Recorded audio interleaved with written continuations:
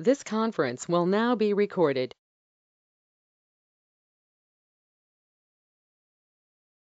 All right, you guys should be able to hear me.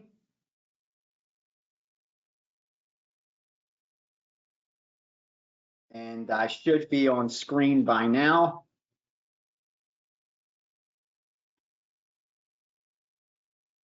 All right, thank you, Neil. All right. Yeah, coming off a nice Tuesday, right? Coming off a nice Tuesday. Let me see, did Cleveland win today? I was ready to give out Cleveland. And then I paused, and then I saw it was an earlier start than I expected, unfortunately. Let me see what that score was. Oh, they got the win. Okay, it's a good sign. It's a good sign. It's a good sign. Didn't cash a ticket, but we're on the right side. So baseball is going to pick up. It's going to be a good baseball season. Not concerned at all. And we're already sitting number 2 in NBA. And as the season winds down and we get to the playoffs, that's where it's profitable. Thank God March is over. Let's wait another minute as people are filing in. Now I know, let me answer one of the questions real fast about any thoughts on DraftKings offering a -1 run line, taking a juiced fave, say -185. No, yeah, no. If you're gonna do the -1.5, or the money line, they're almost never given good numbers on those, and the split is so bad. Like the hold is really high on those kind of bets. They're aimed towards recreational bettors who think, well, I'll get a tie instead of losing on the run line, but the price that they're charging for the tie is a lot greater than it should be. That's where they're making all their money off that bet. There's a couple types of bets that they're coming up with that they're getting all these young bettors to jump into, where the hold is just so high. The hold is ridiculous. But these young bettors just don't know. It's kind of like when I first got into sports betting. I'm talking when I was 12, 13 years old. I mean, the bookie on my street charged 6 to 5. So when I got to middle school and I started bookmaking, I was charging 6 to 5. And people were betting laying 60 to win 50, $6 to win 5, $12 to win 10, 18 to win 15. Because they just didn't know no better. And I didn't even know like that my hold was so great, like I couldn't lose. I just was following what I was taught. I didn't even know the math behind it back then. So what I'm trying to say is most bettors have no idea, have no clue what VIG even means, what EV means, what lane 110 compared to lane 120 means. What if you could get it down to -105, how much greater your profit will be long term. Just the difference between lane 110 and 105 could be so huge between breaking even and being profitable as a bettor long term. Most recreational bettors don't even think that. They see a game, they want to bet it. And in fact, what sports books are really doing now is optimizing the worst bets possible. Meaning, if you don't have one of the top algorithms running and multiple outs with bots attached, you have no shot at profiting at a lot of the bets that they're offering now. Like I'm seeing that the stuff that these kids are betting, these live in-game bets with the spreads and the holds, and you got to see what these betting syndicates are doing to them. They're just stealing these kids' money. Like I cannot believe. Remember this, Mark, put this chat, mark it to the side. It is April 4th, 2024. Within 5 years, April 4th, 2029, you will see so many regulations on sports gambling, you will not believe it. Trust me on that. I predicted the kiosks would be in the casinos. The kiosks would be elsewhere where stadiums, that gambling would be accepted countrywide, that other states would provide sports betting. All that has come to fruition. We were talking about that here in Vegas 20 years ago.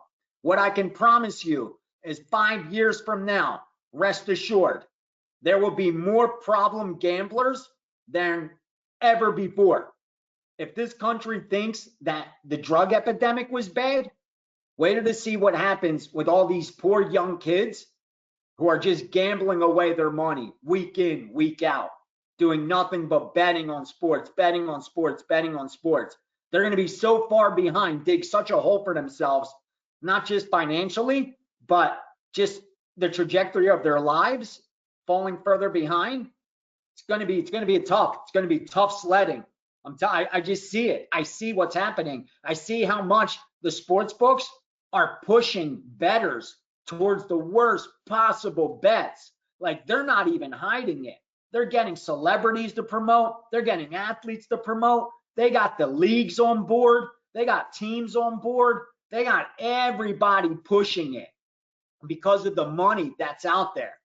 Because the FanDuels, the DraftKings, the MGMs, the Caesars, they're paying so much money to these endorsers because 99.5% of bettors lose money long term. 99.5, that's correct. That's everybody, touts included. So you have 50 touts selling at a site, guess what? You're lucky if one of them is profitable. Yeah, that's the math. That's the math. You're lucky if one of them is actually a long-term winner. That's the math.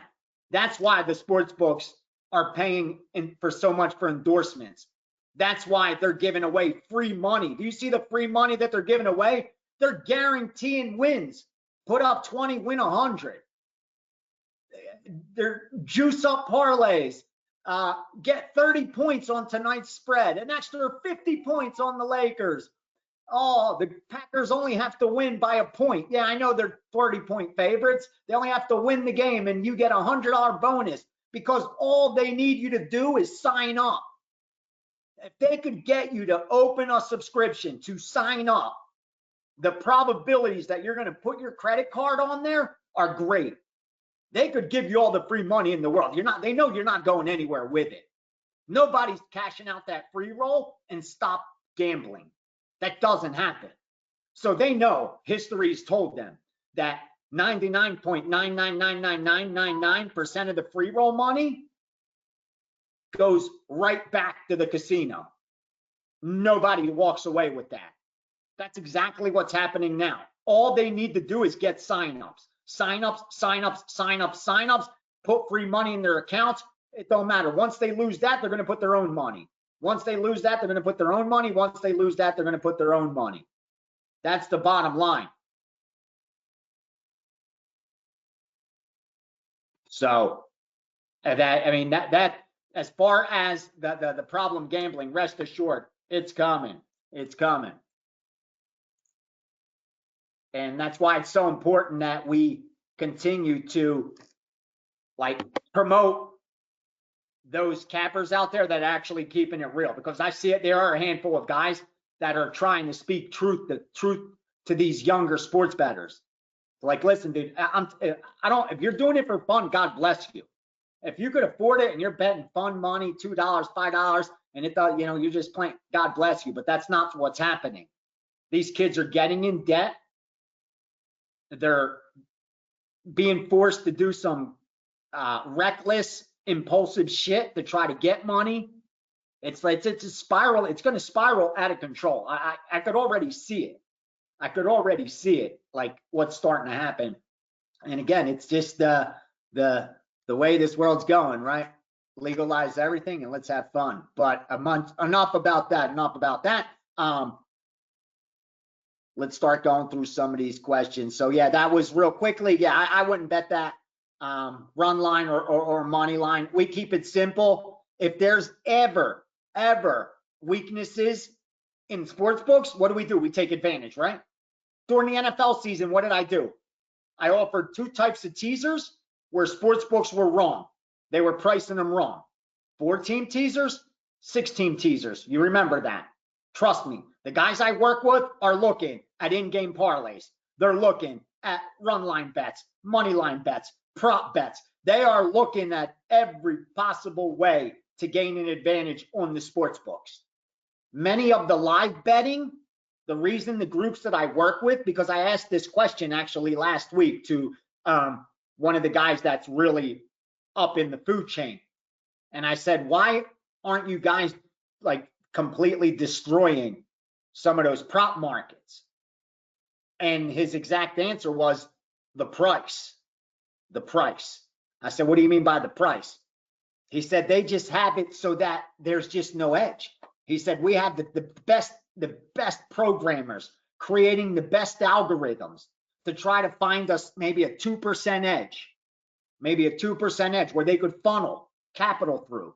Capital, just keep pushing capital through. Even a 1% edge, he was saying, if the limits are high enough and we could move enough capital, we are programming these algorithms to find 1% edges in these bets, and we can't find them.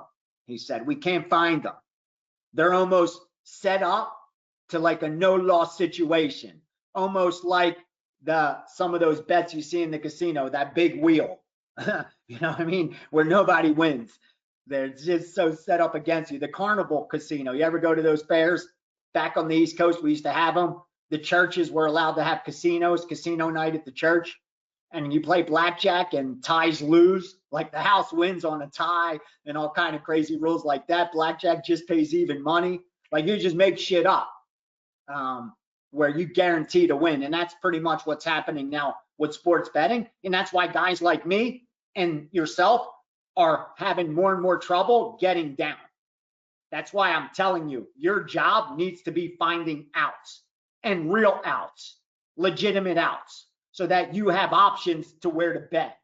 Having a FanDuel account, a DraftKings account, isn't giving you outs. Number one, they're going to drop you or limit you immediately when you beat the number or beat them. By outs, I'm talking have a bet online account, then have a Square account like a DraftKings account. Have a local out. That's a bookmaker who's going to give you abc.com, qrxt.com, sportsbooksrule.com, whatever. You know what I'm talking about, the bookie that we all know. Those are great because they use different skins, and different skins provide different lines. And that's what we're looking for. We're looking to shop. We're looking to shop. You guys don't need multiple books to get money down. You don't need to get more money down. You need multiple books so you could shop for the best lines. That's what we need to do. So let's keep going. Let's keep going. God bless you. I love you guys. I love you guys. Thoughts on the spread of gambling as it becomes legal? Yep. Clueless bets. That's what's happening. Listen, I look back at myself. I say it all the time. I swear to you, I look at myself all the time and I say, how can you be so dumb? How, when you grew up on the streets, you were 14 and hanging out with 20-year-old men, that at least in that neighborhood were men at 20, and yet you actually thought in your head that you had a shot of making money betting sports. Like, what was I even thinking? The ego, the delusion that I had to have in my head, that I actually thought at that age, with none of the knowledge I had, none of the networks, none of the sources, none of the experience, that I had any shot at all of actually being profitable, is a fucking joke. I was dead money. I was drawing dead every bet. Like, I was as dead money as you can get. And that's exactly what all these new bettors are. They have no shot at all. None, zero. They are drawing dead, every single one of them. Because they're being introduced to the game. It's like if I'm trying to teach you how to play checkers, but I don't teach you checkers, I'm teaching you how to lose. All I know is how to lose at checkers. I've never won a game of checkers. Never in my life have I won a game of checkers, but I'm going to teach you how to play it. I've never in my life played a game of chess, but I'm going to teach you how to play chess. I never in my life built anything, but I'm going to teach you how to build. That's exactly what is happening with sports betting. These names, these brands are being promoted to get people, normal people, to bet their money. and they're being set up as if they're winning bettors, as if they know what they're talking about, as if they're experienced, as if they've proven anything, as if they've beaten any sports book, as if their opinion has any effect on the betting line, on the market, as if it influences anyone at all. And yet here they are being pushed up, propped up.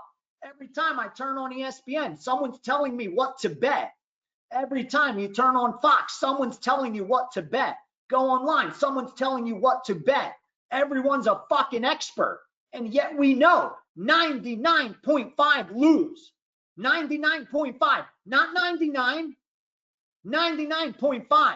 That means you need 200 people in a room for one of them to be profitable. 100 in a room is not enough. 100 people? No, not enough. None of them are going to have made money betting sports. You need to fill it up with 200 people just to have a shot at one of them being able to say, I have positive lifetime earnings. That's why you're seeing all these idiots being propped up on social media telling you who to bet, who to bet, who to bet. And you know what they're getting? They're getting $50, $100, $200 from these sports books to promote to you, to send you links over and over and over and over, and try to attack your emotional brain about all this money you're leaving on the table, about how the great future could be, about how awesome life can be. All you have to do is bet sports. You could do nothing but bet sports. You could watch games, wake up late, smoke weed, play video games, bet these 3 games. You're good. Get the fuck out of here. Is it that easy? Are you serious? Are you serious now? Do we not know how hard life is? There's no one in this room under fucking 14, 15 years old. Everyone in here should at least be a grown man or woman. At least 18, right? So we know hard shit. If you're 18 in this world, you know some hard shit. You know that shit ain't real. Your reasonable brain already told you that's nonsense. Your emotional brain may get excited and be, yeah, that would be awesome. What if I hit the lottery? What did I do? I think about that all the time. I drive around with my girl and we think that, oh, hey, what'd you do if you hit megabucks? I would do this, I would do that, I would do this. That's your emotional brain. But your reasonable brain knows that's not fucking happening unless it happens by accident. Like I just happened to be walking to the casino to go get dinner and I put $5 into that machine and pull it at that opportune time. And that's a 1 in a billion shot. So in other words, it's not going to happen. And that's exactly what I'm seeing with sports betting. That it's so disgusting, the content that's being pushed and promoted. Like these idiots are actually winning. Like they have the fucking balls to tell you that this team's 6-1 against the spread and this left-hander is 9. Get the fuck out of here. Show me your profit. Show me your profit. Give me your numbers. I don't want to hear your stats. I don't want to hear your breakdown. Don't tell me about the fucking picture. I could read that shit on my own. You Googled that. That's nothing proprietary. I could go to covers.com too. That's nothing new. What, I can't go to all these sites? That's something new? Show me your results. Tell me how you've done last year, last 2 years, last fucking 5 years. Tell me, show me. No one's talking about that. Go on social media. Go ahead. Pull me up. I'll give anybody right here, right now, right here. I'll give anybody $1,000 that could put a link by the time we get out of here of anyone's results of the last 5 years that's promoting 5 years of results that are profitable, that I could go back and look and say, yep, every single day. That isn't me or BMC. Every single day. Not the last 3 months, 6 months, 12 months, 5 straight years. Find that link. Find that link. And yet everybody's out there bragging about how much money they're making betting sports. Get the fuck out of here. You know what money they're making? They're making money from DraftKings to make that video is what they're making. They're making money from Prize Picks or whatever the fuck those names are. From those sites. That's what they're making it from. And then they're getting you to sign up so that they get money over and over again. That's the best sucker move. I get sports books that DM me every day with that offer, that all I have to do is get people to click that link And if they sign up with that sports book, I get a percentage of their losses for the rest of their lives, forever. I could sit back and get a check. So all I need to do is put content out every single day. So as long as I just need one sign up a day, In 1 year, I got 300 people that I'm getting a percentage of their losses. In 2-3 years, I got 1,000 players that I'm getting a percentage of their losses. How many of them you think are still betting? How many of them are still using their credit card? How many are in debt? And I get to sit back and get a percentage of their losses. And all I had to do is tell you that he's 6-1 against the spread. They're 8-0 against left-handers. They're 4-1 on Tuesdays. Get the fuck out of here with that nonsense. Aren't you sick of it? Seriously. Like, I don't understand. Aren't people sick of that same shit? I go on social media. That's why I don't even get on there. It's so ridiculous. It's the same nonsense. People saying the same stupid shit about gambling. And like I said, where are the numbers? Show the numbers. That's the easy part. It's the easiest part. Don't tell me all this. I don't need the story. The story is yours. I don't need it. I don't give a shit about your story. Just show me your numbers. And don't say a word. Just lay them out in front of me. I'll do the talking. I'll do the thinking. All I need from you is your numbers. Why is it nobody promoting that? Why aren't we seeing nothing but that? Everybody, what gambling Twitter should be is results. Everyone should their avatar should be their results. Their profile should be their results. This is what I am this year. This is what I am the last 3 years. This is what I am the last 5 years. This is what I am the last 10 bets, last 100 bets, last 500 bets, last 1,000 bets. Why is it no one doing that? Why is it no one doing that?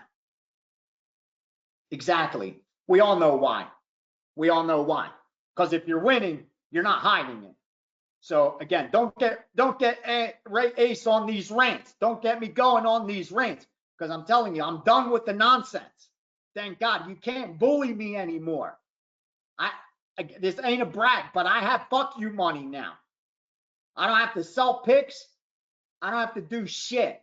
I have my accounts with that the sharpest bettors on the planet are already betting into that I get a percentage of. I'm betting my own stuff and I have my investments working. So I don't give a fuck. I came here with $600. I'm good. So I could say whatever I want. Good luck canceling me. I don't need gambling Twitter to support me. I'm not afraid of being canceled. I don't need none of that shit, because here's what I know. If I put a video out right now, go to my Twitter. Here's what you're going to see. I promise you, here's what you're going to see. Go to my Twitter, click one of my videos. Ready? One of my videos, any one, random. Just click a random video. Here's what you're going to see. A minimum of 5,000 views, with a maximum of 10 likes and 2 retweets. No support. No likes, no retweets, but 5,000, 10,000, 20,000 views. So they need to see what I'm saying. They want the information. They just don't want to give credit. I love that shit. There's no better feeling. I love seeing that. Nothing makes me happier. I know it's not good for the social media algorithm. It's better to get engagement, but fuck engagement. I got ego. That's my pride. I love it. I love when I see 20,000 views and like 2 likes. That to me feels like when I walk into a room and you know somebody's been talking shit about you nonstop, but as soon as they see you, they got to walk up and shake your hand and say, "Hey bro, how you been? Great to see you." And yet you know for a fact, and he knows that just last night, just 6 hours ago, he was talking so much shit on you. And yet he still has to come up and shake your fucking hand. That's respect. That's respect. That's why I do that shit for. To try to put some real stuff out there and to make sure that the engagement stays at 0. I need that, because as soon as I see the high engagement, that means I'm doing something wrong. That means I'm with the 99.9%, 0.5%. I can't have that. Can't have it. I need to be in the 0.5%. I don't need to be promoted by those offshore books. I don't need the Prize Picks paying me money. I don't need that shit. Because the only way they're going to pay me is by taking it from you. They're not paying me. They're not. What are they making? What does DraftKings make? Do they make anything that they sell? What does FanDuel build? What did they fix? What problem in society are they plugging that we should pay them? They don't have a product. They don't have anything. So the only way they can pay me is with your money. And the only way they can get your money is if you lose. What a great, is there a better business model than that? I don't have to sell anything. My overhead is almost zero. All I need to do is open the door and make sure my customers are as unsophisticated as possible. No one's sure. As long as we only allow dummies in, we're gold. Anyone sharp? No. He can't come in here. Hold on. We got to give an IQ test at the door. Is there any better business model than that? Where a business opens and they have, for them to let you buy something, they have to conclude you are a fool. Like, is there any more insult than that? I say that when I'm at the blackjack tables and I get thrown out. I tell that to the other people all the time. First, they're wondering, they don't believe what's going on. The look in their eyes is they're in shock. They're like, they've seen it in a movie, they heard about it, but they've never witnessed it. Security surrounding a player, pit bosses coming over, the dealer stopping, the game freezing, like the chips being pushed, your chips being pulled away. Like, there's a whole process that goes on when you get thrown out and they stop the game. Like, the dealing stops, everything freezes. And the other people at the table are like, what the fuck's happening? And the first thing they're thinking is this dude, like, is there a warrant? Is he a serial killer? And the second thing, then they're thinking, wait, is he cheating? Did they catch him cheating?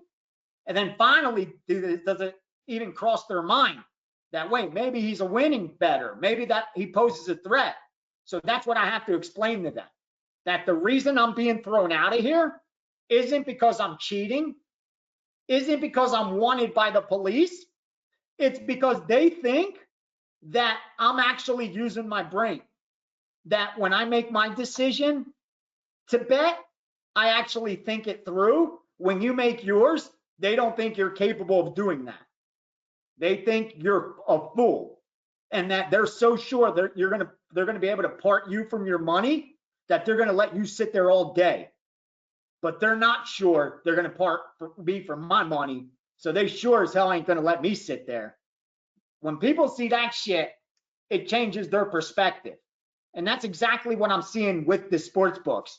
And I don't understand why most in 2024, with people like me, maybe we just don't have a big enough voice, letting it be known that this is the fucking truth, that people are still falling for it over and over and over and over again with the same promotions, the same nonsense.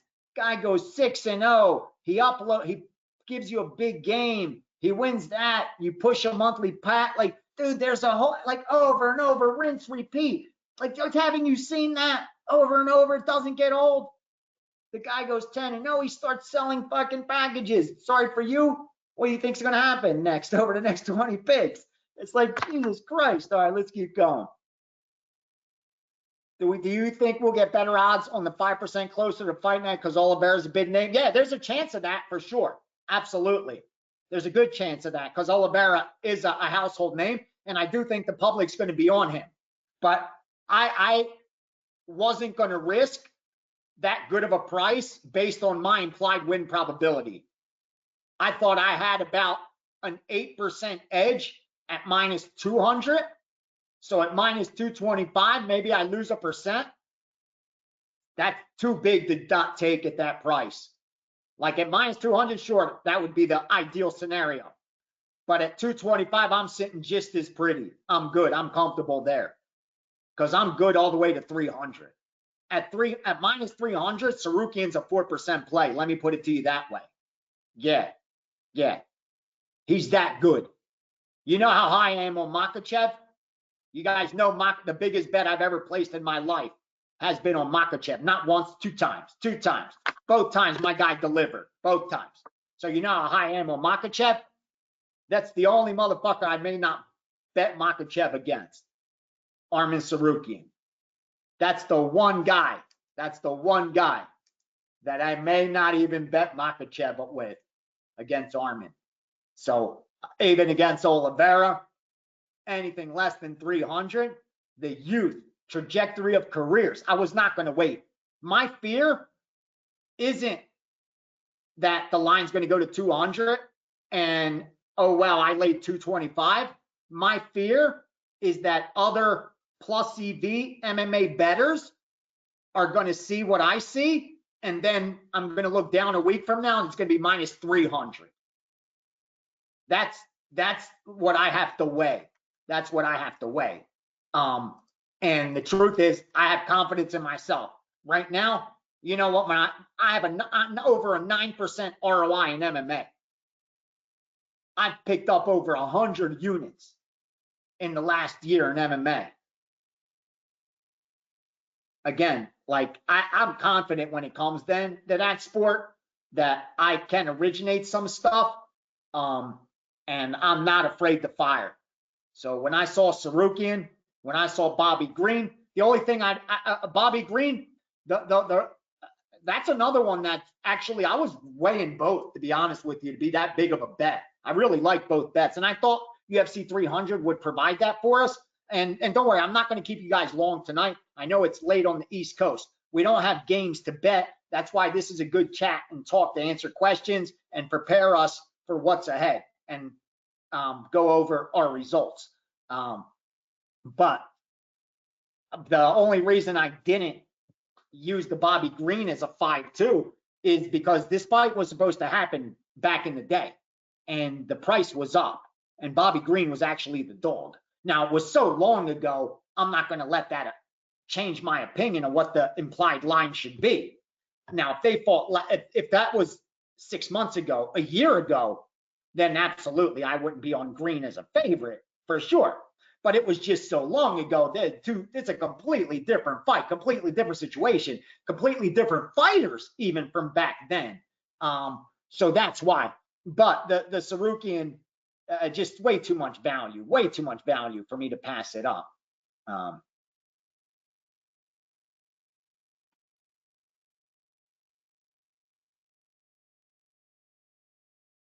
Yeah, of course. If you're winning, if you're sharp at all, they're going to throw you out, Toro. Yeah, so many guys are saying how they've been thrown out of a lot of these, bullshit sites that are robbing the people with crazy holds.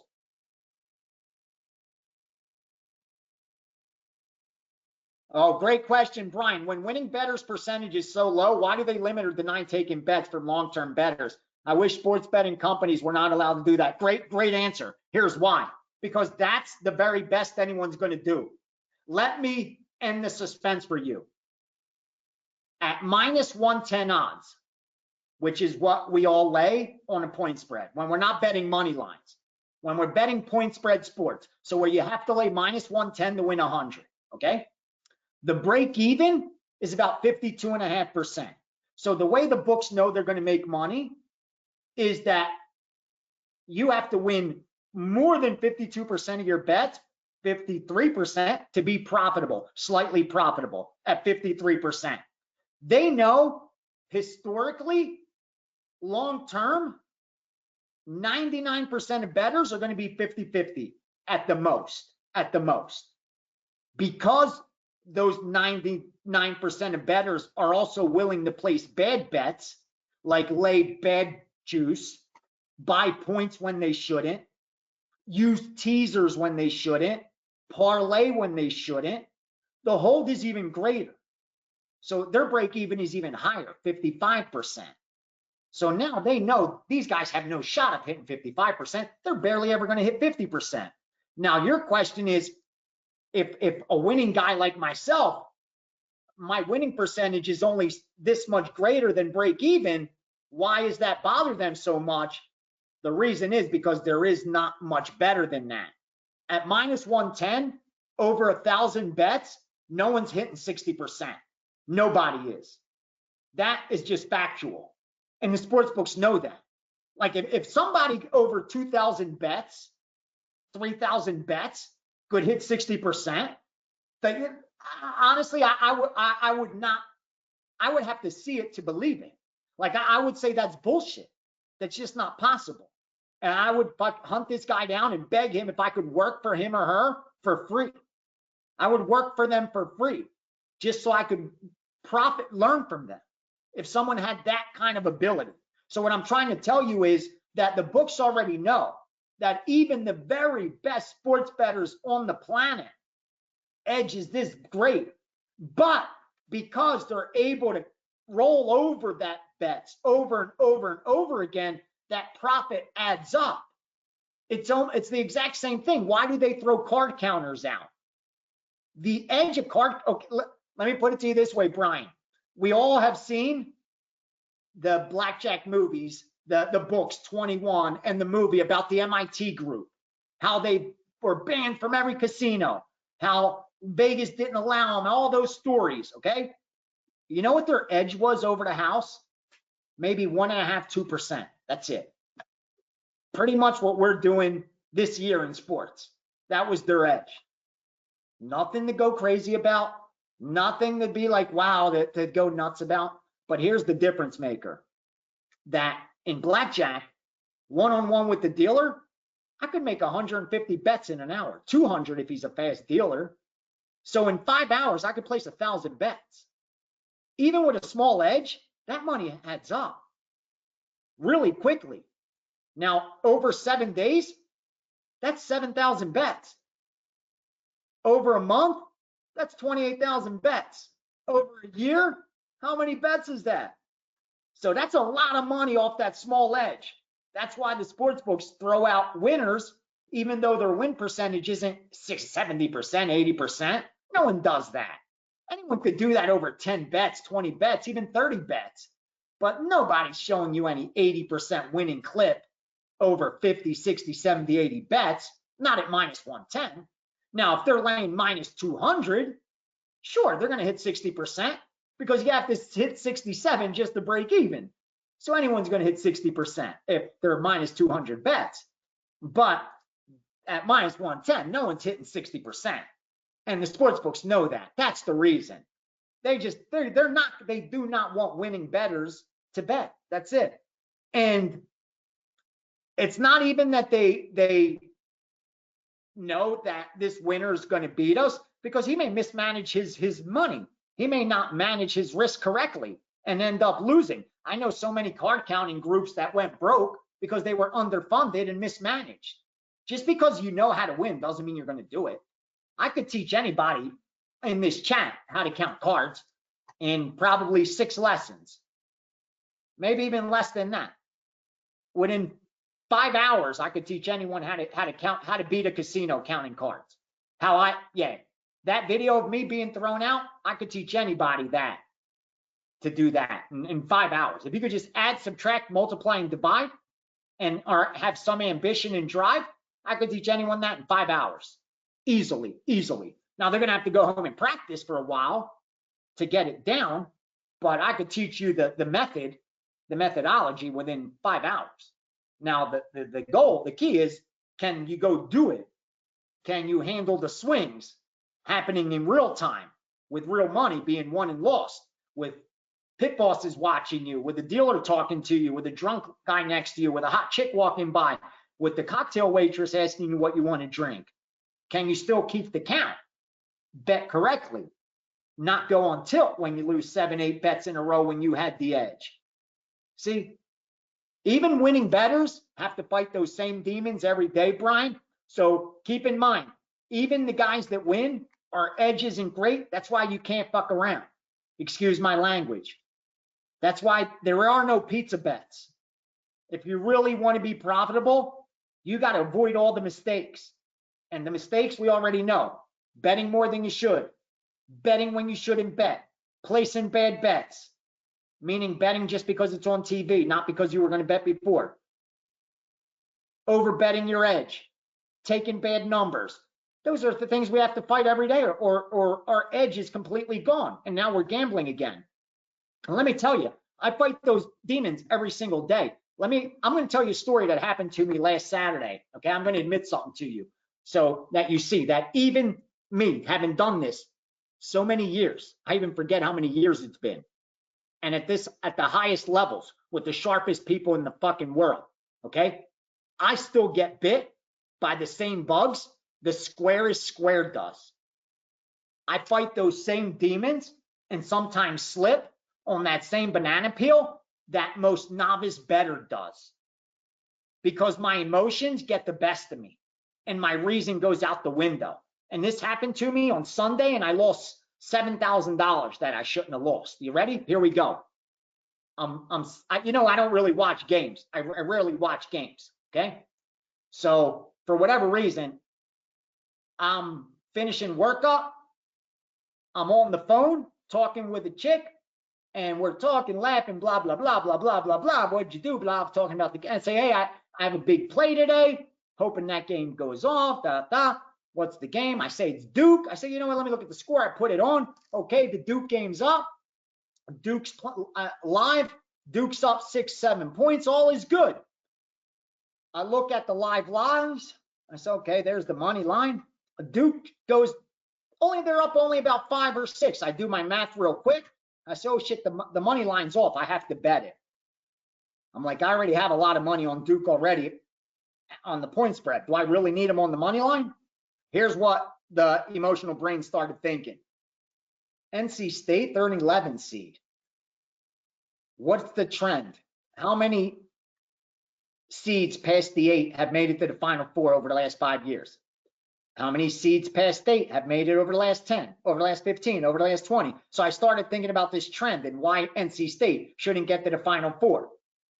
I started thinking, wait, they're ACC team. Duke sees this team twice every year. They knew exactly what they were going to run into. I knew that Duke is so much better on paper. Just look, player by player, who's going to have more pros? You know the rankings, you know strength of schedule. We have the offensive rating, we have the defensive rating, we have a big enough sample size of an entire season. Oh yeah, and these teams played twice already. So I have a box score to compare. So everything told me that on the court that afternoon, Duke was the much better team. But my reasonable brain knows that doesn't mean shit. That in a 60-minute game, there is so much randomness involved. There's not enough time for the cream to rise to the top. That many times the inferior opponent will beat the superior opponent due to randomness and nothing else but that. But your emotional brain doesn't want to hear that. Your emotional brain wants to hear this is free money. Duke can't lose to NC State, so I hit the money line for 1,000 to win 1,000. It's probably minus 250, what have you. Duke goes up 8 or 9. No, this is even better. This is exactly what I thought I was going to do. Let me pick up another 1,000 on Dookie. So what? I'm going to lay 3,500. It should be 4,500 to win 100. Let me put another 1,000 on Dookie.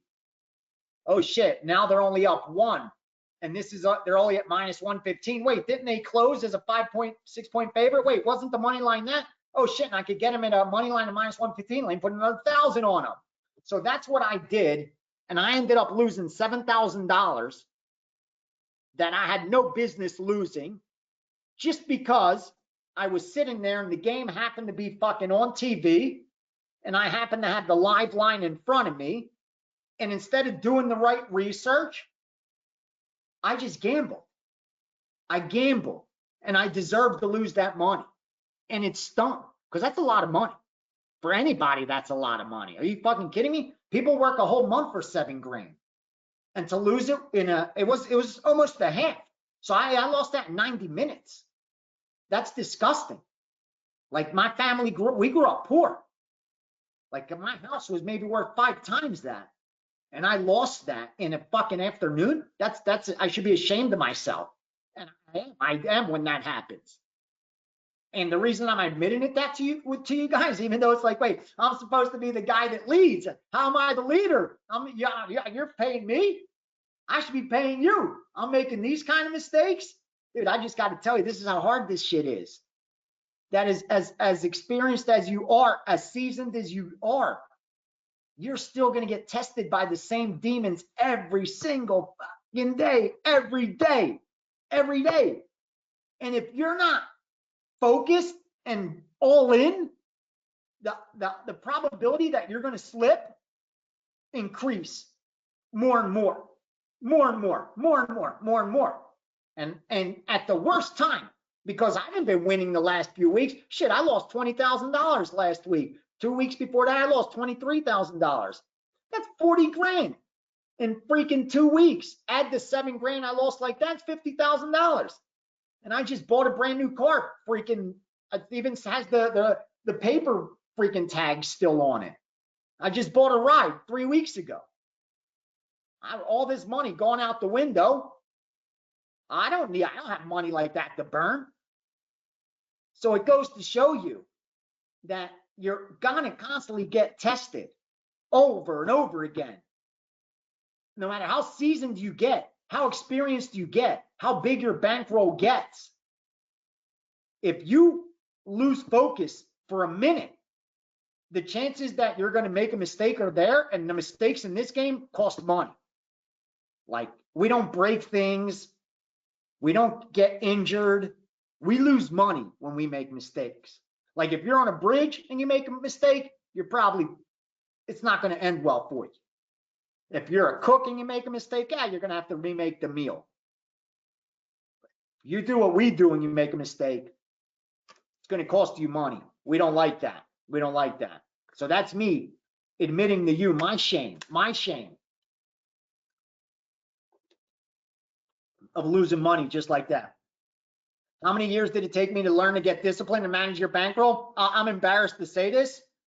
Really embarrassed to say this. Over a decade. Yeah. Maybe, about 12 years. 12 years of serious betting. But I had, messed around before that, and was a losing bettor. But even with winning information where I could have won, where if I just managed my money correctly, I could have won every single year. I lost a decade straight, at least, with access to that information. And it was better than it is today. Like, we win now. That's why I still do this. But the way these guys won back then was another level. Just because there wasn't that much competition. The markets weren't as efficient. They weren't as quick. The internet wasn't around, so information didn't move as quickly. Lines didn't move as quickly. Our edges were so great. You could walk across the street to another casino and get an extra 1.5 points. Like, it was so easier. And yet I managed to lose money every year. Yeah, I had good years. I had good months. I had good weeks. There was times Ace was living the dream where I was popping bottles. There was times I was going buying a new suit. Let's hit Tom Ford. Let's go. Let's suit up because I made a score. I hit a nice 18 parlay or some stupid shit like that. Of course, there's that ride. That's why losing bettors sell picks, because they're going to have hot streaks too. That's why it's a lucrative business. Why do you think? It's like, you would think, wait, that guy loses year after year. Why is he still selling picks? Because he makes money. Wait, how does he make money if he loses every year? Because he has hot streaks. He sells his hot streaks. That's it. That's all it is. They just sell their hot streaks. For me, I had access to winning information, and that's why I'm telling you. That's part of the puzzle. The second part is being able to use it. Like card counting. I could teach you how to do it. Going out there and doing it is the different story. That's what separates, the OGs from the dilettantes, like they say. And that's just the truth. So it took me a long time because I wasn't disciplined. I had a lack of self-discipline. Number one, self-discipline. So I wasn't going to have money discipline. I had no guidance at all on finance or teachings on how to build wealth, how to protect wealth, nothing like that. I mean, I was flying blind. It was everything I had was in my front pocket. Sometimes it took 2 pockets, but everything was on with me. Like my bankroll was also my bill roll, was also my savings, was also my investments. Like everything was one pocket. So of course, if you're, I didn't deserve to win. Like who the fuck am I living like that and thinking I'm just going to show up and beat these sports books? Again, I did not deserve to win. I deserved PJ to lose every single one of those years. And those men and women that were winning, that I was watching, they deserved to win because they applied the discipline to the art. I didn't. I had it right there in front of me, and I didn't have the self-awareness and the self-discipline to do the right things with it. And that's why it took me longer in life to have financial success. It took longer in life for me to be happy and reach my potential. It was getting past my own demons, my own shortcomings. Because again, I had the winning information, just like you guys do. I know we haven't been crushing it. And real quickly, let's go over results so that I could finish these questions off. We're 50 minutes in. We won't go past 90 minutes, I promise you, because I have some work to do too. But here's the results so far, okay? I believe we're sitting number one over the last 365 days. We're 1 or 2 right there. So that's what matters most to me.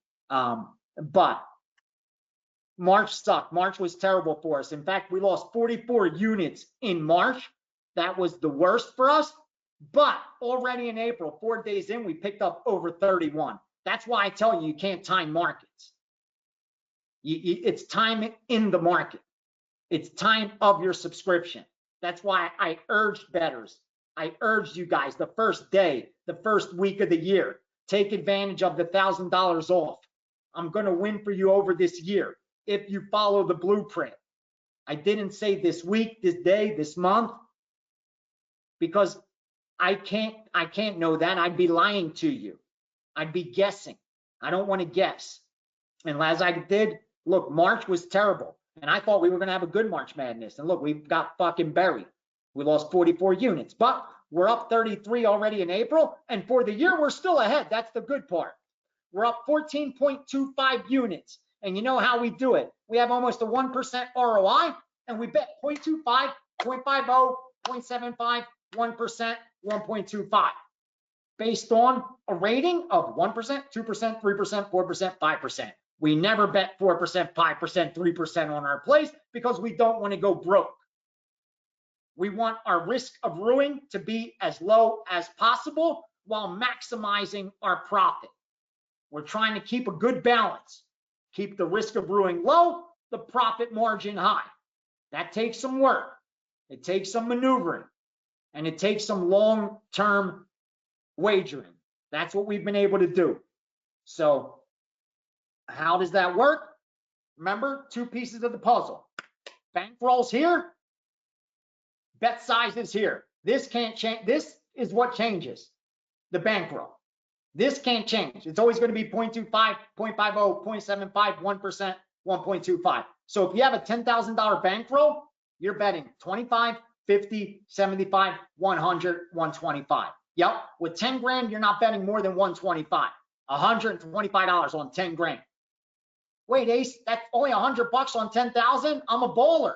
I like to bet nickels. I like to bet 500. That's cool. I have no problem like that.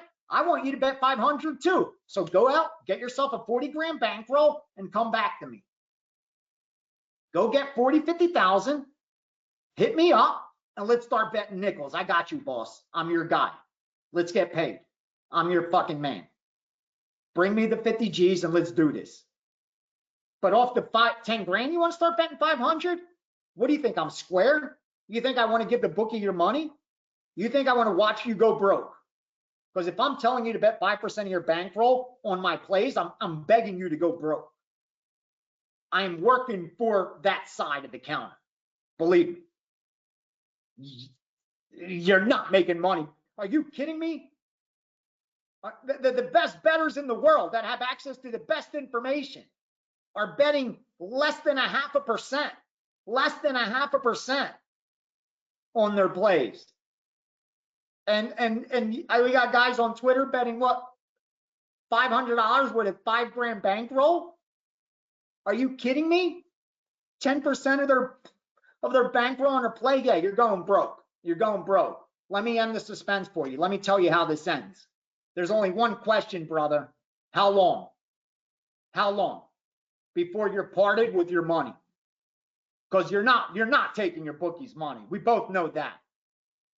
I mean, you believe it delusionally, but after it's gone, you're going to know that, yeah, that you knew that all the time. Guys, I'm on your side. I swear to you. That's why I keep it real. Because I actually do want to see my subscribers make money, not just me make money. If I just wanted to make money, I would just fucking promote myself. Bro, I'm number 1 or number 2 over the last 365 days, every single fucking day at Wager Talk. If I put I have a big 4% playing baseball today. Oh, I have a 5% playing MMA. I have a 4% playing golf. I have a 4% playing this. It's a game of the week. Oh, this time it's a game of the month, 4%. Oh, it's a game of the AFC, this 4%. Really? Really? That's how I get you in trouble.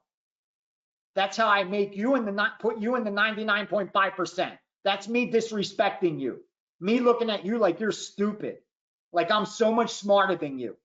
Like I got the brains. I'm the smart guy in this room. I got all the answers. And guess what?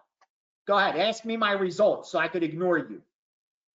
Hit me up on Twitter and ask me my results this last 300 days so I could not and reply. I may even block you. Yeah, that's what happens to you, right? When you hit them up, those kind of cappers, yeah. That's what's happening out there. How would one do this full time if there's a chance they would get canceled by a book? How much would you have to win that would put the books on your radar? Money, it's not whether you win or lose. That's where most recreational bettors make the mistake of thinking you get banned because of how much you win. Perfect example, Gianni Detroit put out a video of me being thrown out at Mandalay Bay playing blackjack. Me, Kelly Stewart, and Bobby the bookie went to play blackjack at Mandalay Bay. Within 15 minutes of us sitting down at the high limit pit, just the $100 table, I might have bought in for a couple $1,000s. What happens? Security, boom, boom, boom. I can't play there. Well, if you check my history at Mandalay Bay, and I know because for tax reasons, I had to check every casino, my results for playing blackjack at Mandalay Bay is minus $44,000. So my lifetime at Mandalay Bay is minus 44 grand. So for whatever reason, I've lost at that casino counting cards. Whether it was that session, that trip, I don't even remember. But I'm down 44 grand sitting there. And they threw me out. So it has nothing to do with whether you're up or down or how much money you win. It simply has to do with, do you pose a threat? Are you a threat to this money? Do you have the edge over us? That's the only thing they fear. And once they conclude that, that's when they throw you out. In sports betting, the way they do it is, are you beating them to their line moves? And are you beating the closing line? Because if you could get out ahead of the market, then you're a mathematical certainty to turn a profit long term. And they know that. Meaning, if you're getting +3 and the game closes +1 over and over again, you're going to get rich. It don't matter whether you're betting team A or team B, that's irrelevant. If you're getting +3 and the game closes +1, as long as you have that team over and over and over and over and over again, you are guaranteed to become wealthy. And the sports books know that. It's just a matter of time. It's just a matter of time. That's how they judge you. Just like with blackjack. They knew that when they watched the tape, when I placed my biggest bets, every time I'm playing my spread, when I'm playing blackjack, if I'm playing $100 a hand, $100 units, I'm spreading 100 to 1,000, 1x to 10x. If I'm playing $200 units, I'm going 200 to 2,000, $500 units, 500 to 5,000. So you get it. $25 units, 25 to 250. So At the $100 table, I'm going 100 to 1,000. When they reviewed the tape, here's what they saw. When the house had the edge, I was betting 100, 100, 100, 100, 100, 100, 100 every time, every time, every time, every time, every time. When I had the edge, I would bet more. When I had the greatest edge, I would bet my highest money. Now, of course, that don't mean I'm going to win. Just like I say day in and day out, you could place great bets and lose, just like you could bet bad bets and win. Right now, as I'm speaking to you, someone has just hit a number on a roulette wheel. Right now, just as I'm talking, somewhere on the Las Vegas Strip, there's 50 casinos, probably, 500 roulette tables? So right now, someone hit a number. That was a terrible bet. We all know that. How do we know? Because he's getting paid 35 to 1. And when we count the squares on the roulette wheel, there's 38 numbers. So if he's only getting 35 to 1, but the true odds are 38 to 1, how's that a good bet? It was a terrible bet. It was an awful bet. He just got lucky. So he's not a threat to them. He just got lucky. This guy could hit 10 numbers in a row. He's not getting thrown out. He could hit 50 numbers in a row. He's not getting thrown out because they know he's just getting lucky. I could lose 10 of those $1,000 bets in a row and they're going to throw me out. As long as when I placed those 10 bets, I had a big edge because they know as long as I do that over and over and over again, statistical significance guarantees I will be profitable. That's why I tell you with my subscription, it's the exact same thing. We have the edge. Mathematically, it's just a matter of placing enough bets, of us seeing enough hands. We're card counting with sports. It's the exact same thing. It's just the randomness of the short term, just like with blackjack. I can have the edge and still lose the hand because the dealer's going to get the 20 also. He's going to get the 21 also, even if the deck is rich in face card and aces. Even if I know I have the edge, it could still fall to the dealer. So in the short term, even with an edge, I'm not guaranteed shit. But in the long term, I am. And that's how losing bettors are able to make money selling picks. Because in the short term, sure, anybody could win or lose. In the long term, only someone that actually could win can win. Like a losing bettor is not going to be up over 1,000 bets. That's just not going to happen. It's just not. So that's why gambling Twitter isn't promoting their last 500 bets, their last 200 bets even. Shit, I give you my year already. That's what I tell you. I could tell you right now, I placed 698 bets we placed already. We've won almost 53% of them, and we have almost a 1% ROI.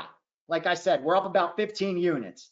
That's nothing. Yeah, we're a little above chalk. We're a little above juice. So much we're treading water. We're just treading water. I admit that. We're not even covering the costs to run our business.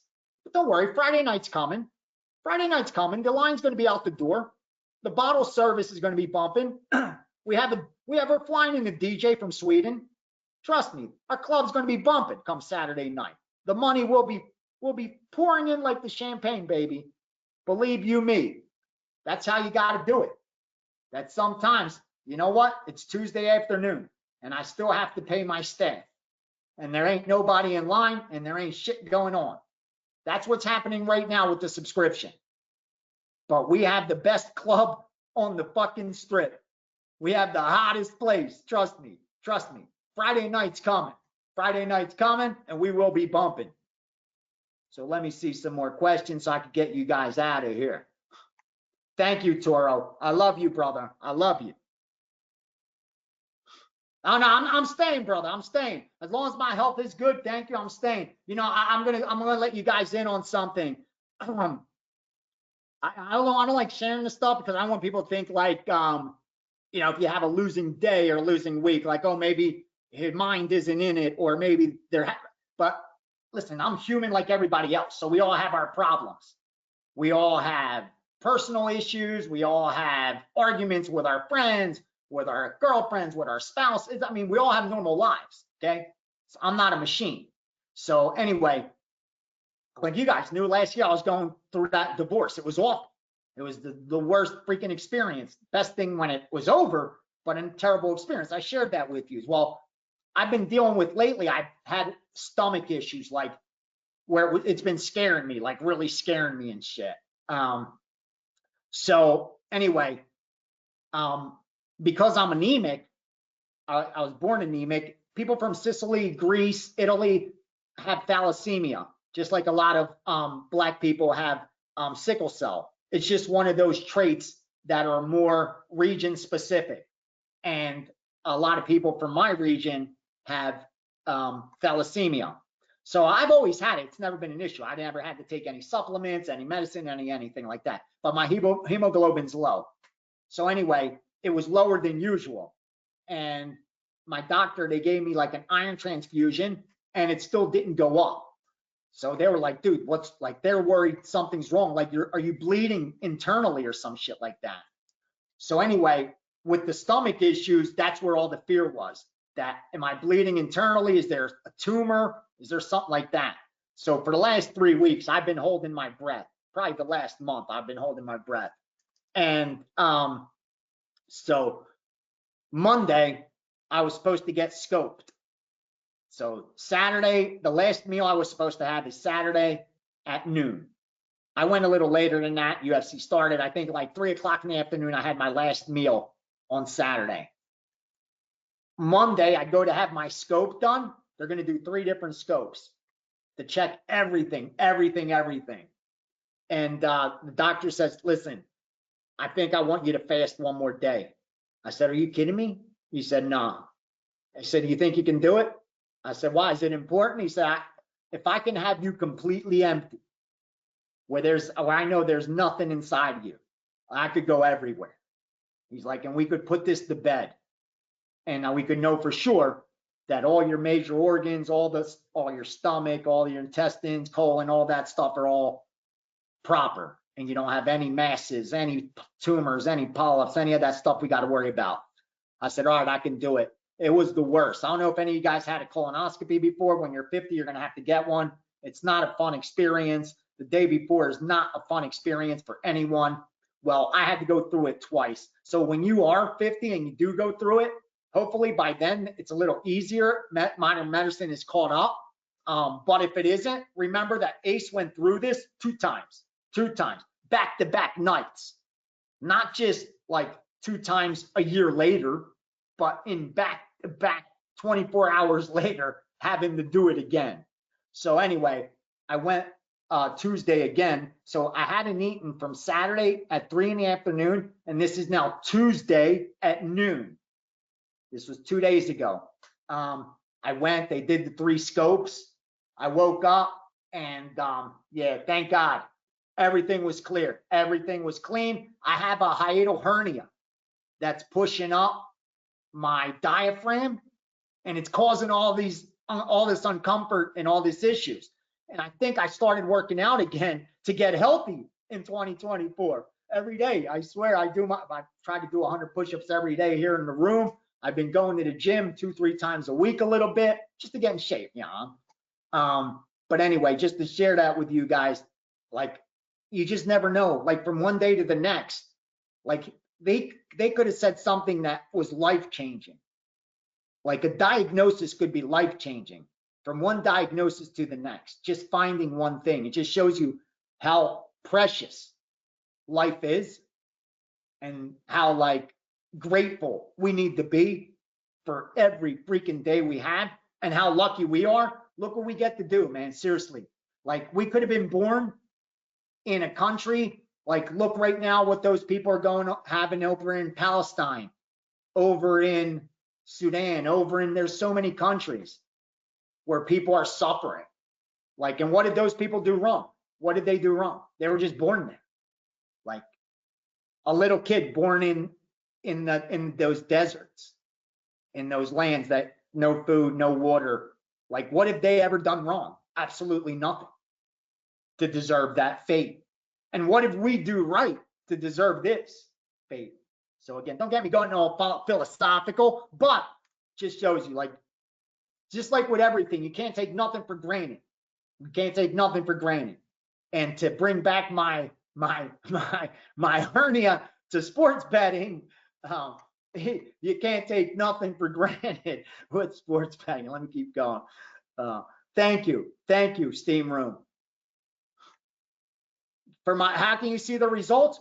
I know that Wager Talk only, because there's so many guys and the data just would be impossible it would take just too much of their server. So it's not, I don't even think it's doable. So it's not as if they're hiding them. But I don't think at Wager Talk they showed that long of results. But if you go to the bigmoves.com, you'll see my results since 2015.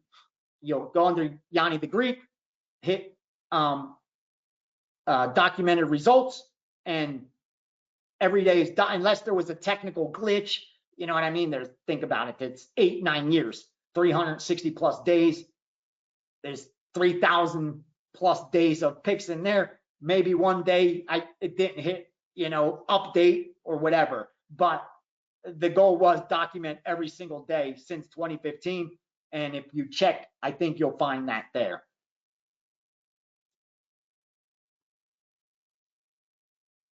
Yep, just like the government, exactly. It's the biggest racket, the government. That's why they're the biggest employer on the planet. We've become like every other country. When I was in Europe, I used to be like, what's wrong with these people? Everybody works for the government. I swear, I was living in Greece, and when I'd ask anyone what they do, they'd say, I'm a government employee. That was what they would say, government employee, government employee, government employee, government employee. That was like the term for it. I'm a government employee. Like, not what they do for the government, just that they're employed by the government. Like, so that was their job. You just work for the government. Like, you're just paid by the government. So what is ultimately happening here is putting people on welfare so that they depend on the government, weeding out the middle class through inflation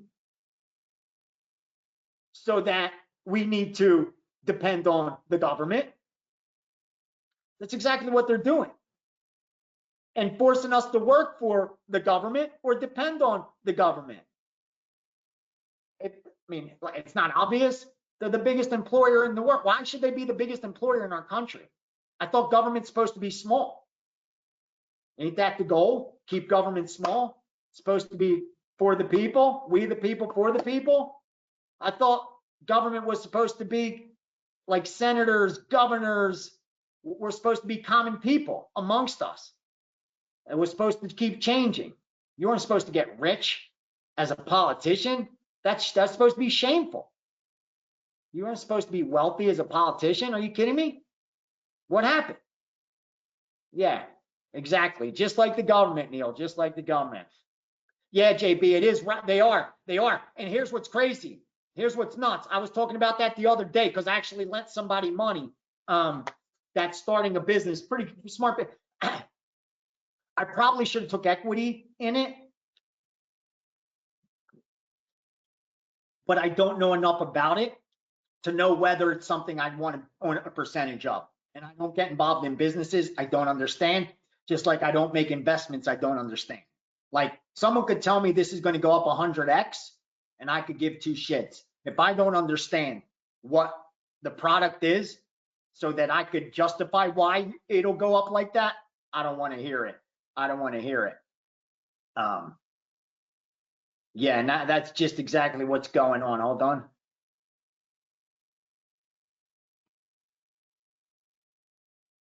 No, I'll go over the Apex card real quick for you, though, JB. I haven't gone over it, but I'll go over it real quick. I'll give you some of the leans that I have already. Yeah, the sportsbooks. Yeah, Brian asked. So the sportsbooks looking at the money they made, their percentage. For instance, if I'm a winning bettor, but don't bet over 100 per bet, can you go under the radar?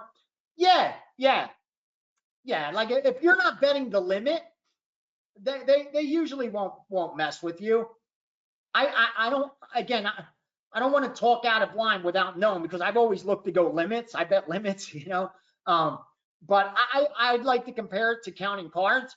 Like, I could go play at the $25 table right now downstairs and no one's going to bother me. even though, you know, if they do facial recognition or run my ID, they're going to throw me out of there in 5 minutes. But if I just go in, play for an hour, don't create a ruckus, don't make crazy bets, I could go in and out. So yes, you could get away with, even as a wise guy, betting sports.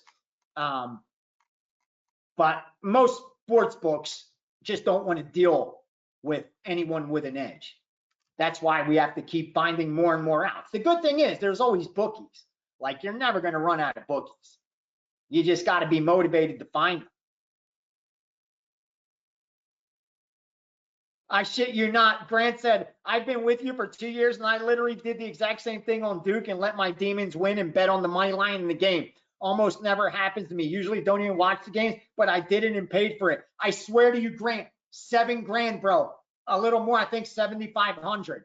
And I actually had to go downstairs yesterday. I was sick as shit and I had to pay somebody that I wouldn't have had to pay if I didn't make, just because of that Duke bet.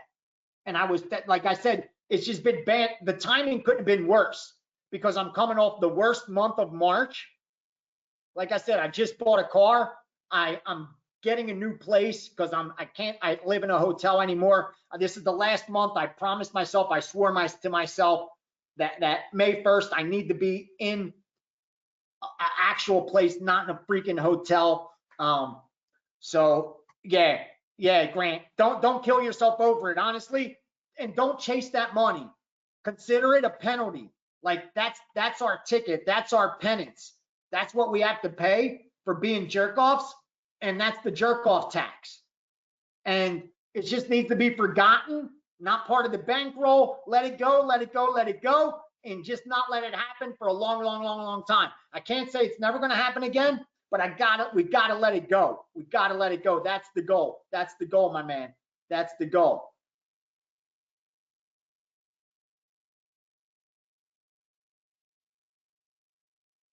Yeah, exactly, Nathan. Exactly. Welcome. Coming to Vegas last couple weeks. Good.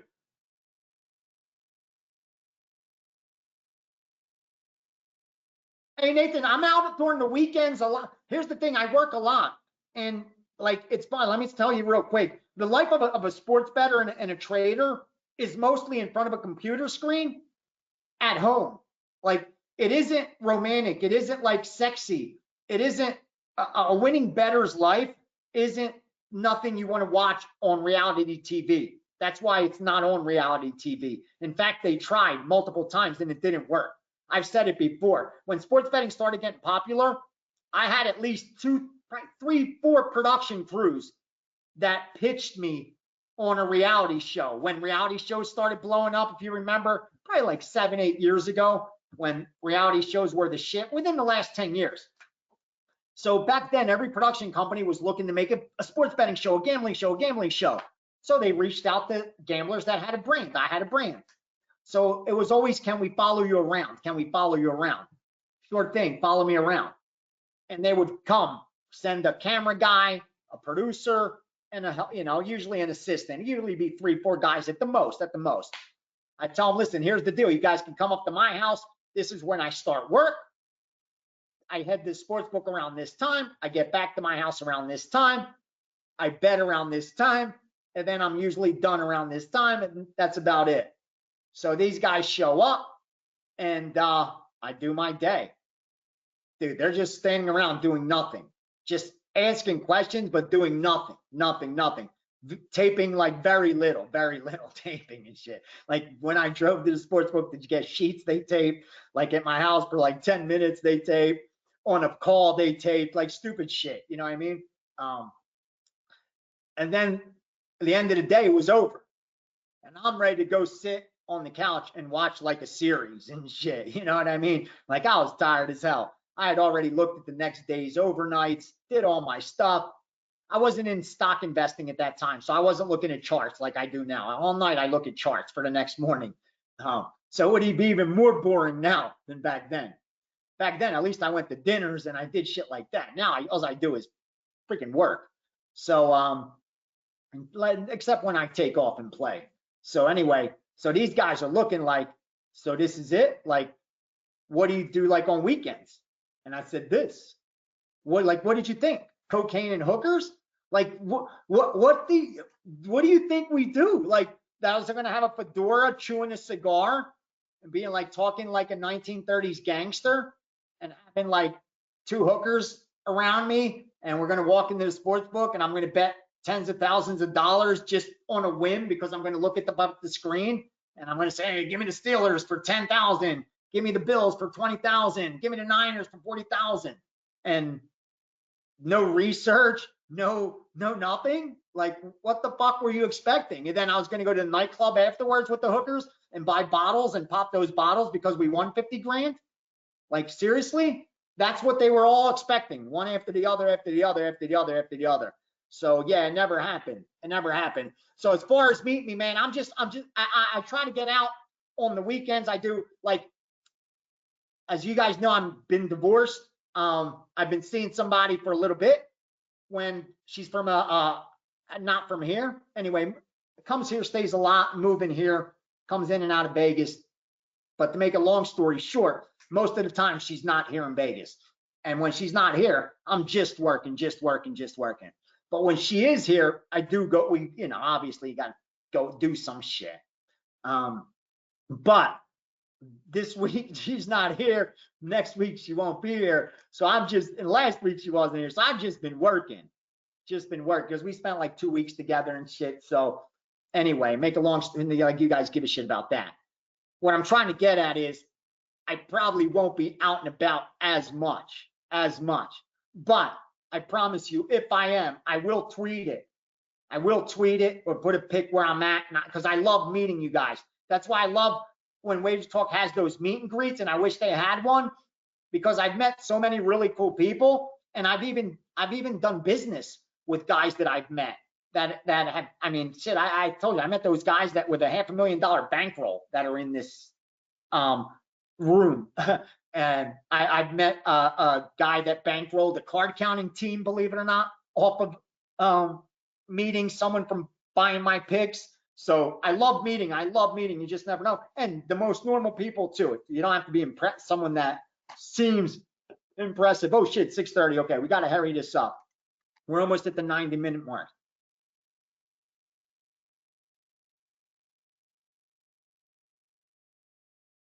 Thank you, boys. Thank you. God bless. Thank you.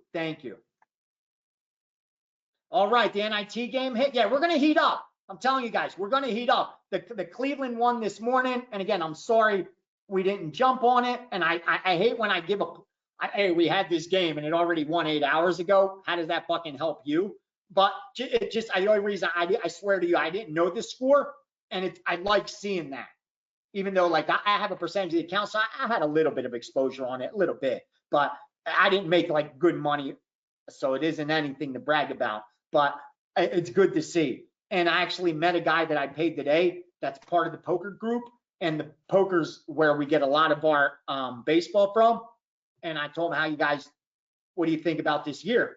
He's like, bro, we are so lined up to fuck shit up. That's exactly what he says. He's got a real deep voice, like, we are so lined up to fuck shit up. Like, my man's ready to do some damage is what he was trying to say. So yeah, I'm pretty excited about what's coming. Yeah, live TV bettings will get you, Neil. They'll get you, man. They'll get you. And that's when you're not thinking, especially like I said, I was done work. I was talking to a chick. It's the worst time. It's almost like drinking and going to gamble. Like, you don't mix the two. You got to do one or the other. Go party or go gamble. Neil said, I bet over 2,200 of your picks since last July. Have watched exactly 0 games and made a nice little profit too. God bless you, man. That's what it's all about. Listen, if you could pay your subscription, okay, make a profit and enjoy yourself a little bit and do something good with that profit to help better your life, your family's life, other people's lives or investments. Honestly, I sleep good, man. I know that, like, even in the beginning, I got in this business with selling games of the year and all that nonsense, and I feel guilty for that.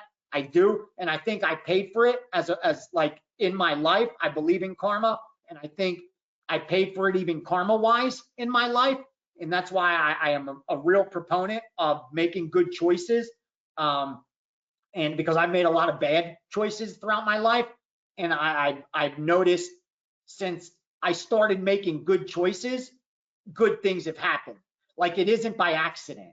Like, I didn't accidentally, luckily, start to do better in life. I didn't accidentally start to save some money and start to have some more success, whether it be with loved ones, relationships, financial, career, when I started making good choices and good decisions. It's so true. Like, you can't live a dirty life and think you're gonna have a good life too. Like, the two don't mix. Like, look what's going on now with Diddy. Not to talk like, and I'm not into all that culture shit, but you can't even miss it. Like, anything you turn on, you can't miss it. Like, and you would think, like, he's got the ideal life. You would think his kids got the best life. Like, what problems could they possibly have? What bad can you possibly, like, you know what I mean? You're rich, you're famous, you have all the money in the world. Like, what do you need to be fucking doing the most disgusting, deprived shit for? We all have our demons, man, or most of us do. And every day we have a choice, whether to give in to those demons or whether to tell them to go fuck themselves, because we all have them. We all do. Whether it comes with some kind of addiction, whether it comes with some kind of vice, whether it's, women, alcohol, drugs, technology. Like, we all have our weaknesses. Gambling. Like, we all have our vices, our weaknesses, our demons. Believe me, been there, done that. Trust me, been there, done that. I've gone down that road, every fucking road. Believe me when I tell you. So that's why I don't judge anybody. I don't judge anybody, but I do judge someone that has options and continues to make the wrong choices. Like, some people just don't have options. You can't judge those people. Like, dude, each option's one's worse than the fucking other. Like, really? What did you want them to do? To choose the right one? To decide to do the right things and go to college? And who's going to tell them how to do that? Who's going to show them how to do that? Are you seriously? So there's some people that just aren't born with options. So if you don't have options, I don't judge your choices. But when you do have options, then I do. Especially in this country, and most of us have a lot of options. Like, no matter how bad some of us have it, we do have some back doors, some aces up our sleeves, and some options. So again, man, I love talking to you guys. Just when I love giving picks, giving games, sharing winning information. But nothing I enjoy more than talking about real life shit. And you know what? Let me make sure the battery's not going to die, because it's getting low. We'll be done in 10 minutes, I promise.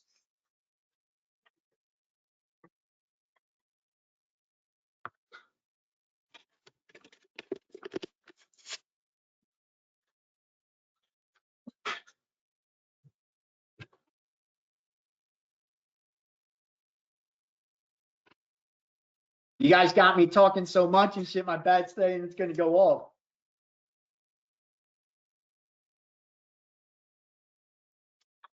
Okay, Nathan, you're a software developer? That's the one thing I wish I knew more about, like technology, computers. Like, my life would be so much easier if I knew how to simplify it by using those kind of tools. And I hate that I feel almost too old to learn, like, especially now with AI and all that AI stuff and how much it could help you and simplify your life. And I almost feel like I'm too old to learn that skill set. Like, how am I going to benefit from it or profit from it if it's going to take me a decade to learn? And then, like, what's it going to help me do in my old age? But I guess you are never too old to learn. OG, baby, OG.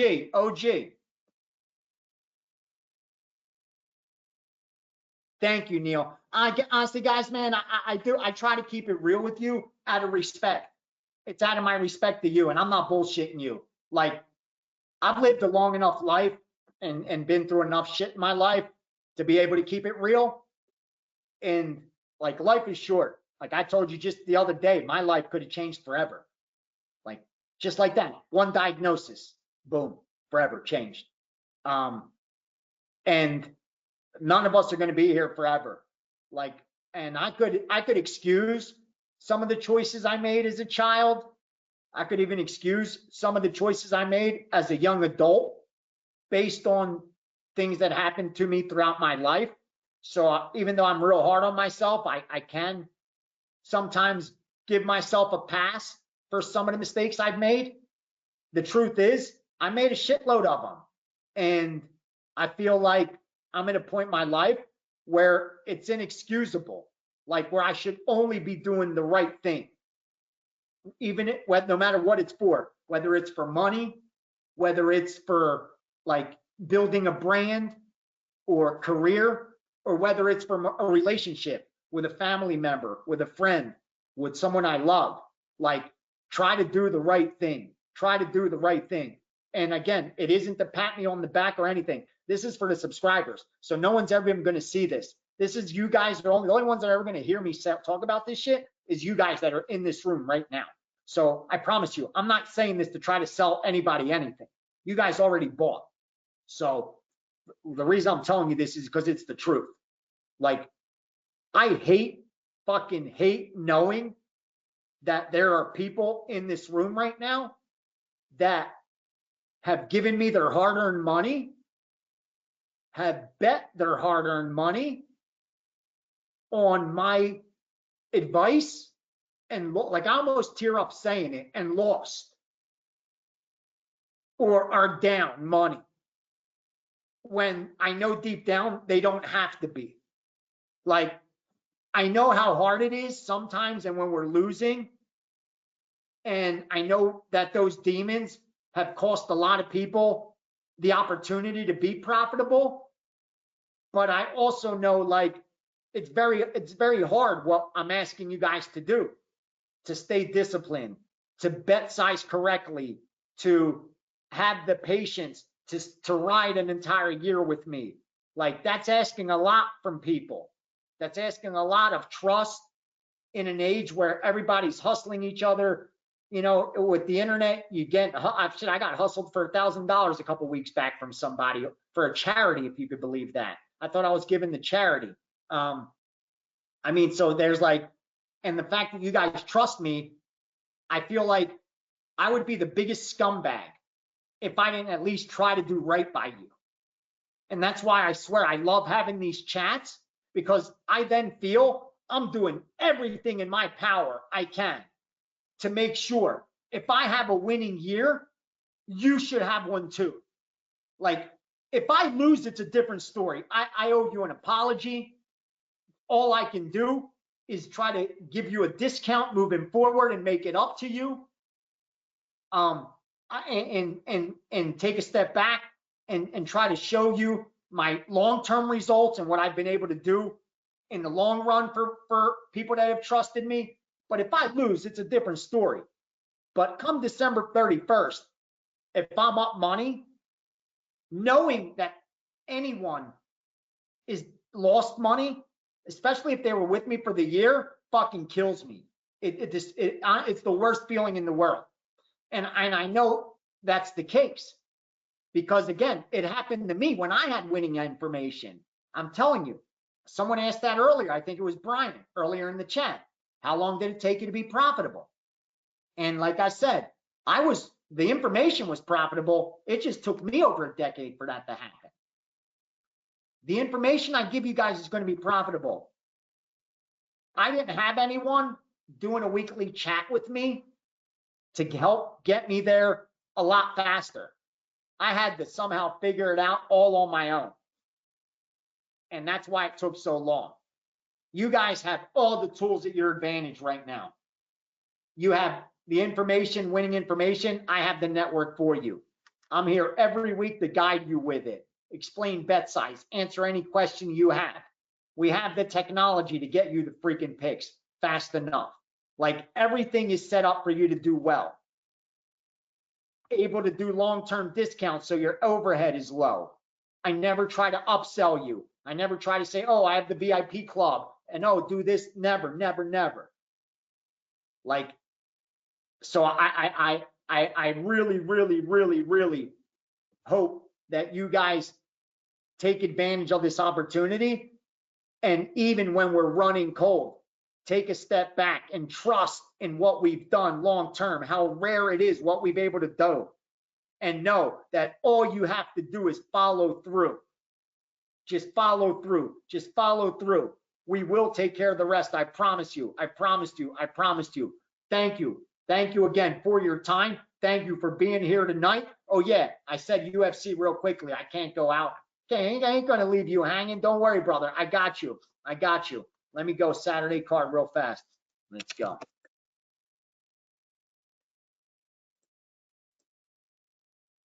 There's a bunch of MMA up this week before this shit too, man. Again, I haven't had time to handicap it myself. And I do a lot of the MMA. I do move for 2 guys, but none of them bet that stuff. All right, let's go.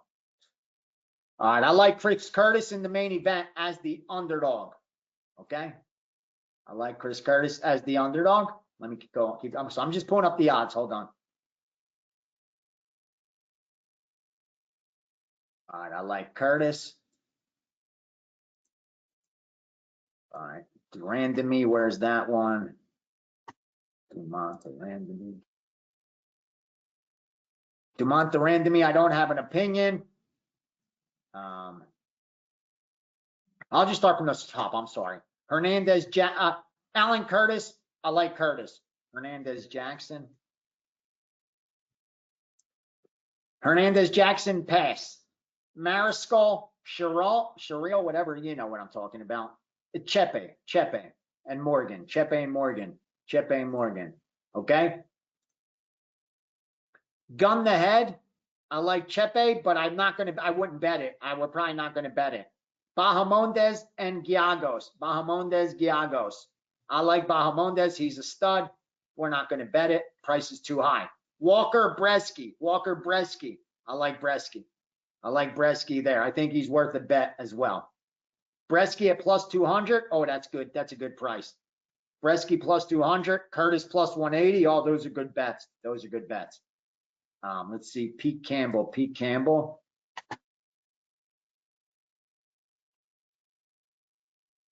Oh, Campbell. Yeah. Oh, that's another bet. Okay, that's the chalky one. Okay, so Campbell, we got to bet Campbell. We like Allen. Campbell, Allen, Bresky, I said. Let's keep going. Okay, we got some winners on this card. Hell yeah. Morono McGee pass. Dumont Radamy pass. Hugo Falcaio, excuse me. Hugo Falcaio, I think that's a pass too. Hugo Falcaio. Now I bet Falcaio there. Yeah, Falcaio, lean Falcaio, even money for sure. All right, there's some bets here. Rodriguez, Calvillo. I don't like it. Gun the head, I'd bet Calvillo. Matsumoto and Argueta. I think that price is pretty right. Almeida, where you at, Almeida? Almeida and Budka. Get me Budka. Yeah, we'll be on Budka. I'm going to start sending the MMA out tomorrow. Holy shit, these lines are going to move. Yeah. I'm almost done my notes, my UFC notes. See, here's what I'm doing for the UFC right now. Here, I'll show you guys real quickly so you guys know. This is what I got to get doing. Right when I'm done here, watch. You guys ready? Right. See, these are the notes that I do for this week's card. I started with Brendan Allen. This is what I send them. This is up until this year. We're through 11 events, this many favorites, this many dogs, finishes, decisions. This is so they have access to it. They use it for their hosts. They use it for the broadcast. They use it for broadcasts in other countries. Some of the information, hosts in other countries. And I give them info on every fight, betting info. And as you guys can see, what fight am I up to? I'm up to Durandamy and Dumont. So I got about 5 fights left there to go. So yeah, I think we've covered Oh, who else? Butka. I gave you Butka. Last one was Mullins. Mullins. Yeah, I thought that was a pass. Mullins is a pass. So there, you got my strong leans already, and those premiums will be coming out. Because if I'm not going to do wager talk today, tomorrow, I just can't in the morning. I'm busy, but yeah, I'd be giving some of those plays for sure. So that's going to do it. I love you guys. Have a great weekend. God bless. Stay safe. And again, stay on the course. Just follow the blueprint. It's already laid out for you. We'll be back next week. And baseball, NBA after Monday, because this season's over. The madness is done. Bless you and yours, Neil. Thank you. God bless.